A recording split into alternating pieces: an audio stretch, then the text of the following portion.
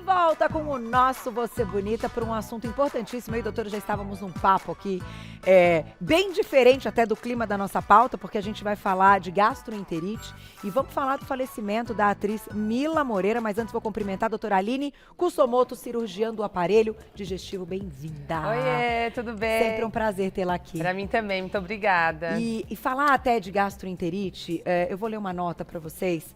É tão interessante, porque assim, é bem nessa época do ano mesmo. Começa agora, que o tempo já está esquentando, que os alimentos já podem, né, estragar realmente com mais facilidade, mais rápido. O mês de janeiro sempre tem um aumento, não é, doutora? É a época do ano, né? Entendi. O calor favorece a proliferação de bactérias nos alimentos, né? E também nessa fase a gente acaba ficando um pouquinho menos cuidadoso na manutenção, na lavagem das mãos. Então tudo isso favorece ao crescimento das bactérias. Tem E aí que a tomar gastroenterite. Eu vou ler para vocês a nota, até para a gente juntar as coisas, foi o que também motivou, né, trazemos o assunto aqui para o programa, que a atriz Mila Moreira faleceu, gente, no último dia 6. Amigos e parentes contaram que Mila passava o fim de semana em Paraty, se sentiu mal com sintomas de gastroenterite. Ela chegou a ser medicada na cidade, mas precisou ser levada de ambulância para o Rio. O quadro se agravou e a atriz teve uma parada cardíaca. Eu quase caí para trás quando vi a idade dela, 70 e poucos anos, gente, maravilhosa, né? Jovem, enfim, saudável, um negócio realmente que nos assusta. E eu queria começar o nosso papo por aí, doutora. Quando a gente fala, então, da gastroenterite, a gente está falando de uma virose? Isso, na verdade é assim, a gastroenterite ela é uma infecção, uma inflamação do aparelho digestivo que pode acometer o estômago e o intestino e ela é causada principalmente por vírus, bactéria e, em menor caso, por protozoário. A gente tem que ter muito cuidado, especialmente com crianças e com idosos, porque as crianças, elas não têm imunidade suficiente, então elas acabam sofrendo mais por isso. E os idosos já estão com a imunidade um pouco mais gasta, né?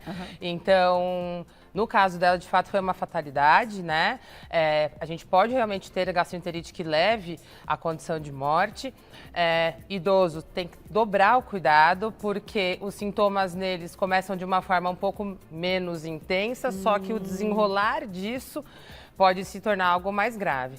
O interessante também é que geralmente idoso, ele não é, que nem você falou, é super jovem, mas muito provavelmente poderia ter alguma diabetes, alguma outra doença crônica associada, que potencializa, né? No caso, eu acredito que ela tenha morrido de sepse. Então, a parada cardíaca foi por sepse causada pela gastroenterite. Entendi. Então, foi uma complicação da A gastroenterite. sepse é quando tem uma infecção generalizada. Isso. Quando a gente não consegue mais combater por nós mesmos aquela infecção. E é isso que pode levar a uma parada cardíaca. Exatamente. E vou dizer uma coisa pra você, você falou do caso de crianças. Meu filho há 2 anos. É um negócio que realmente é assustador. Porque quando você conhece a criança, que a criança ela tá sempre ativa, Alerta, né? elétrica, e de repente a criança faz assim, leva pro hospital.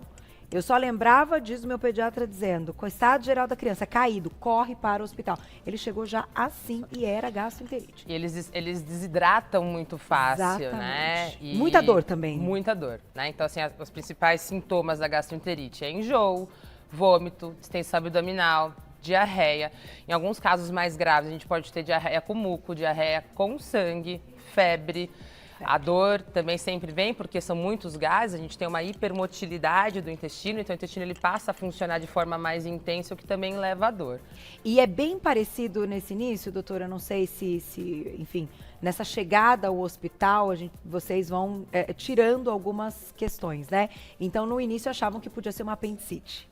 Sim. Porque se confunde um pouquinho no início do quadro. Na verdade, todos esses sintomas são sintomas de apendicite, né? O que a gente consegue diferenciar é que, assim, a apendicite ela acaba tendo uma dor um pouco mais localizada ao longo do tempo aqui na fossa ilíaca direita, que é perto desse ossinho aqui do lado direito. E no caso da gastroenterite, ela é uma dor mais difusa, ela é mais generalizada. Então, acomete também parte superior e toda a parte do abdômen.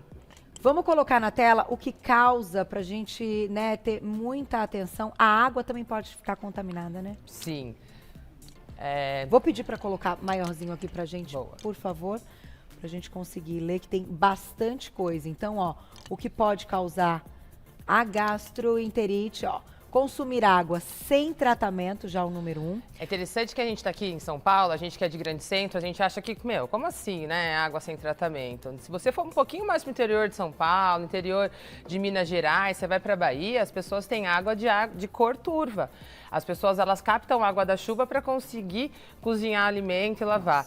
Então, assim, é muito importante o tratamento da água, especialmente nessa época do ano, evitar beber água de torneira, por mais que a nossa água seja super bem higienizada, né? Tem os produtos bem tratada, é importante que a gente saiba, de fato, a fonte da água que a gente está ingerindo, porque pode ter contaminação da água ali.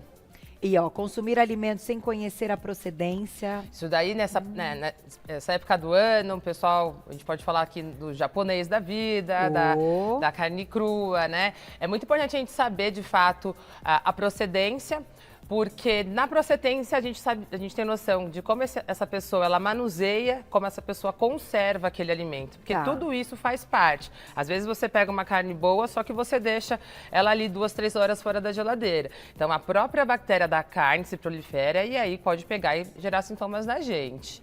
E eu vou lá e já volto pra gente falar dos outros. Ó, consumir leite e derivados também in natura. Gente, muito cuidado com gelo. Sim. Quem ama gelo agora, chega num lugar e fala, eu quero muito gelo. Ai, morro de medo. Daqui a pouquinho tem perguntinhas do público, a gente continua mostrando, né, o que causa, então, gastroenterite. Parece uma bobagem, não é bobagem, gente. Depois que a gente passar essa parte, você conta que não fica tudo bem de uma hora para outra também, não. Demora um pouquinho, né? Tem um tempinho. Tem um tempinho, tem que ter paciência, inclusive. Olha lá. Então, a gente parou no consumir leite e derivados in natura. Na própria hora que você está tirando o leite ali, pode ter algum tipo de contaminação, né? E são graves as consequências. O consumo de carnes cruas ou mal cozidas que também. Nem a gente tinha falado. Cuidado. Outra coisa que é muito importante, que é o consumo de frutas e verduras e a higienização, né? Essa higienização, ela é importante, que nem fala aqui da falta de higiene pessoal, desde a hora que você sai para você limpar, né? Então é importante que você higienize suas mãos de forma adequada e os alimentos também. Então tem que lavar verdura, tem que lavar fruta, é muito importante, porque além dos agrotóxicos e tudo mais, ao longo do período, até ele chegar na sua casa, ele passa por poeira, outras pessoas vão na feira e tocam. Então é muito importante que a gente tenha essa parte de higiene. E a falta de saneamento básico que a gente já tinha meio que comentado.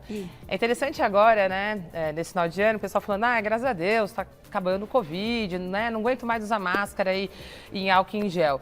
E é muito interessante a gente ter sempre o álcool em gel. Eu sempre falei disso e eu acho que tem que ser uma coisa que tem que ser para sempre. Porque, por exemplo, essa época do ano, verãozão, todo mundo na praia, criança brincando com areia. Vai lavar a mão na água do mar, vai comer alguma coisa. É fundamental a gente ter um álcool ali, se a gente não tem uma água potável para conseguir fazer a manipulação do alimento para se alimentar. Falou bem, doutora. Você falou do gelo também, que é outra coisa. Muitas vezes a gente coloca o gelo no cooler, tá o dia inteiro pegando ali, pega um gelo, põe no copo. Você contamina tudo, né? Então, assim, é muito mais fácil porque a gente está muito mais exposto e a gente está prestando muito menos atenção nessa parte de manipulação. Aquela luvinha que a gente coloca agora nos buffets para se servir também é algo que eu acho que não pode ir embora, deixar, né? Sim. Mas o ideal, gente, aí também a gente tem que, né, que as pessoas não joguem fora suas luvinhas e depois peguem outro, porque aquilo é plástico também. Sim. Então a gente precisa organizar, mas algumas coisas eu acho que são bem-vindas para ficar, né? Ou as pessoas terem a sua luva, aí não sei. Alguma coisa interessante. Tipo, tentar achar uma luva que seja de papel, né? Alguma coisa que trazer, né, o que vai ser viável, mas continuar, porque isso é uma coisa bem importante, né? Sim, veio, acho que para ficar. Com certeza. Bom, entendemos as causas. Agora, a imunidade estar mais baixa ou não vai interferir? Porque se tiver o bichinho ali, pode ter uma imunidade ótima que não adianta, né, doutora? Na verdade, uma vez que você é contaminado, você pode pegar e desenvolver os sintomas logo nas primeiras horas. A gastroenterite, ela geralmente tem um tempo limitado, tá? Então, ela fica por volta de 5, nas que são mais intensas, até 14 dias. Passando disso, a gente tem que chamar um pouco mais de atenção, tá?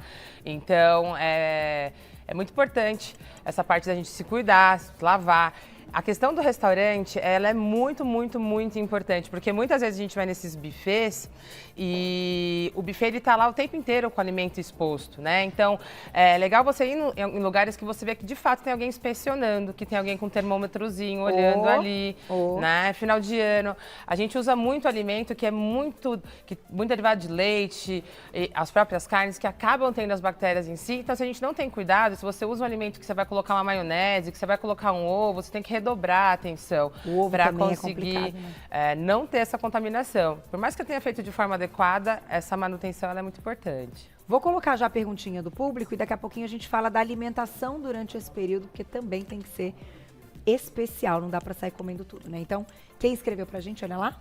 O Bitam, obrigada. As fezes podem ajudar a prever que tem algo de anormal? Sim, né? Geralmente nesse período, quando você é acometido por algum tipo de infecção intestinal, seja ela por uma gastroenterite ou por qualquer outra coisa, as fezes ela tem uma tendência a ficar um pouco mais amareladas, mais pastosas, muitas vezes líquidas, com odor fétido. Muitas vezes você pode ter dor abdominal antes de evacuar, então todos esses são sintomas que chamam atenção. Tá, então diarreia com vômito, né? As duas coisas. Também. Sim. O vômito é uma coisa que eu lembro muito. Mas tem gente que tem a gastroenterite e o bichinho não estraga o estômago. Às vezes ele vai direto para o intestino. Tem gente que tem o que vai para o estômago que não chega no intestino. E tem gente que tem as duas formas. É mais comum você ter os dois. Você ficar enjoado, vomitar e ter a diarreia. Mas você pode ter a gastroenterite que acometa um ou outro órgão. Mas, doutor, o diagnóstico acaba sendo... não é tão simples, porque tem que tirar outras coisas, né? Não, enfim, se fizer um hemograma, dosar o sangue, como é que a história basicamente é clínico, né? Clínico, então, né? assim, geralmente é uma diarreia que é aguda. Quando você pega um paciente que já tem uma causa, de dor de estômago, náusea ou diarreia que é prolongada, a gente vai pensar em outros tipos de problemas. Será que esse paciente tem uma intolerância alimentar? Será que esse paciente tem uma doença inflamatória intestinal? Agora, a gastroenterite, ela é aguda. Então, assim, não é... tava tudo bem, do nada, me deu um enjoo, uma dor de barriga, diarreia, então a gente acaba tendo um diagnóstico mais fácil. Muitas vezes a gente consegue controlar em casa mesmo, né? Sentiu um enjoo, tomou uma medicação para enjoo ou tomou um repositor de flora intestinal. É muito importante quando a gente tem diarreia, especialmente essas gastroenterites, que a gente não tome nenhum tipo de medicação que corte a diarreia, tá?